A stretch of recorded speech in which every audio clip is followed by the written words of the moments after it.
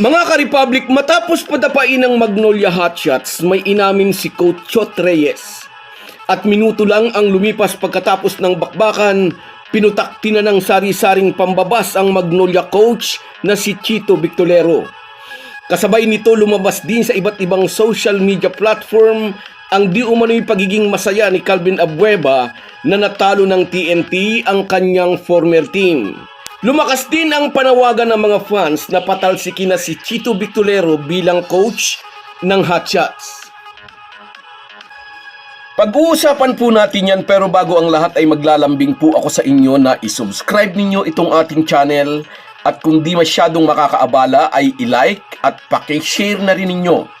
Malaking bagay po yan sa aming mga vlogger. Maraming salamat. Mga ka-Republic, nasa hot seat ngayon si Chito Victolero matapos mapatalsik ng talk and text ang Magnolia sa kanilang quarterfinals match-up. Hindi na samantala ng Hotshots ang hawak na twice to beat advantage. Tinalo sila ng tropang 5G ng dalawang sunod para ang mga ito ang umangkin sa karapatang umakyat sa semifinals. At kaugnay ng pagkatalo ng pambansang manok, ngayon ay gustong itinola ng mga fans si Chito Victolero. Maraming Hotshots supporters ang nananawagang palitan na ito bilang head coach ng kupunan. Naglitawan ng mga buzzers na naging Facebook coach at referee. Kinukwestiyon ng ilang Facebook coach ang pag-sub out kay Ian Sanggalang at ipalit si Rafi Ribis para daw sa defensive purposes. Kasi nga sa TNT ang ball possession at lamang ng isang puntos ang Magnolia, 79-78. Sumugal si Chot Reyes kay Jordan Heading, gustong kunin ang punto sa labas, pero sablay ang bomba ng Phil-Aussie guard na na-rebound ni Kelly Williams. At napaul ito ni Rafi Ribis, ang veteranong ipinasok ni Chito Victolero for defensive purposes. Dahil sa foul na iyon, nabigyan nga ng 2 free throw ang former MVP. May posibilidad bang mabago ang takbo ng laban kung hindi inilabas si Ian Sanggalang na maganda ang nilalaro sa mga huling minuto ng bakbakan? Hindi natin masabi. Pero isa iyon sa mga ipinupunto ng mga buzzers. At isa sa mga buzzers na ito ang kilalang sports writer na si Snow Badwa. Ang nanggigigil na panawagan nito sabay ng mag-resign si Rafi Ribis at Chito Victolero. Sabi pa ng kontrobersyal na si Snow Badwa, hindi raw alam ni Victolero ang weakness at strong sides ng kanyang mga players. Hindi raw nito alam balasahin ang malakas na roster ng Hotshots. Sino-sino ba ang naiisip ng marami na posibleng ipalit kay Chito Victolero sakaling ang magdesisyon ang team management na palitan ito? Ang unang pangalan na lumabas ay gumulat sa marami. Pwede raw ipalit kay Victolero si Richard Del Rosario. Kaya ba nitong iwanan ng Ginebra bilang chief deputy ni Tim Cone? Lumutang din ang pangalan ni Aldin Ayo bilang replacement ni Victolero. 2-time champion sa College League, isa sa NCAA at isa sa UAP. Magdadala raw ng sigla sa Magnolia ang mayhem system ng Bicolanong basketball mentor.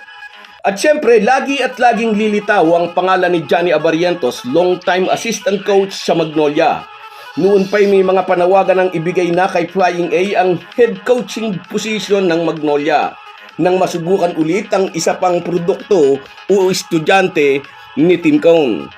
Ngunit ayon sa mga source, matibay pa rin daw ang hawak ni Chito Victolero sa posisyon bilang head coach ng Magnolia. Naulinig natin mukhang untouchable si Victolero dahil personal hire ito di umano ng big boss na si Ramon S. Ang. Mukhang hindi ito pwedeng galawin sa pwesto hanggat walang order ang big boss ng SMC Group. Tila mabibigyan pa rin ng chance si Coach Chito na tubusin ang sarili matapos matalong muli laban sa talk and text. Kaugnay pa rin ang pagkatalong ito ng Magnolia, may naglalabas ang post sa social media na di umano'y natutuwa si Calvin Abueva sa naging resulta ng quarterfinals matchup ng kanyang former team kontra sa TNT. Nag-cheer daw si The Beast para sa tropang 5G. At nang matalo nga ang Hotshots sa kabila ng hawak nitong twice to beat advantage, si Abueva ay nagpublish ng cryptic post sa kanyang Instagram account. At komento ng marami, nasaktan o patuloy na nasasaktan ang damdamin ni The Beast na itrinade siya ng Magnolia kapalit ni William Navarro. But in fairness, malaki rin naman ang naitulong ni Navarro sa laban. Napunta nga lang ang breaks of the game sa talk and text. Sinuwerte si Kelly Williams na sa kanya napunta ang bounce ng bola mula sa sablay na tira ni Jordan Heading, at siguro nga may pagkukulang din si Rafi Ribis. Bakit napunta siya sa likuran ng TNT veteran at mula roon ay na-foul niya ito? Anyway, matapat na inamin ni Chot Reyes. Kung naisablay ni Williams ang isa sa dalawang free throw at nauwi sa overtime ang laban, baka raw wala na silang mailabas. Wala ng legs ang kanya mga players, ibig sabihin sagad na sa pagod dahil short na sila sa tao. Na-injured na rin si Brian Heruela na lalong nagpaikli sa kanilang rotation.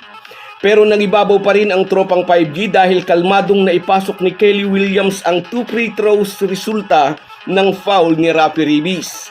Ang rain or shine naman ang sunod na susubok sa tatag at husay ng talk and text sa best of 7 semifinal series na sisimulan sa Miyerkules. So guys, yan lang muna. Hanggang sa muli.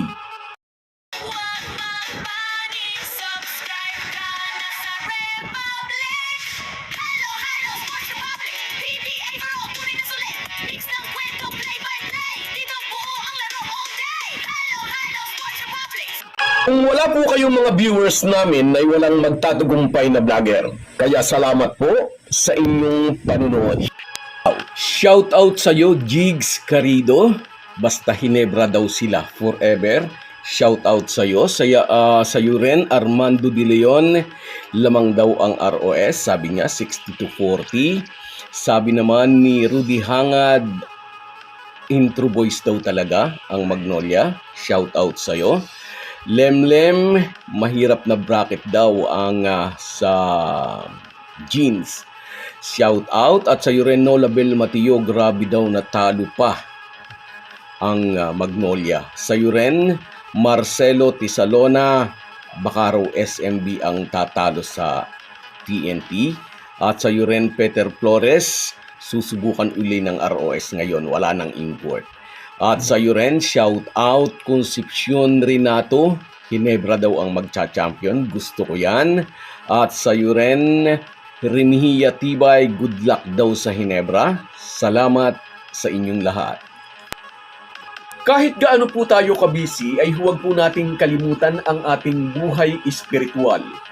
Lagi po tayong magpasalamat sa bawat araw na dagdag sa ating buhay. Malaki po ang maitutulong ng pananalangin araw-araw.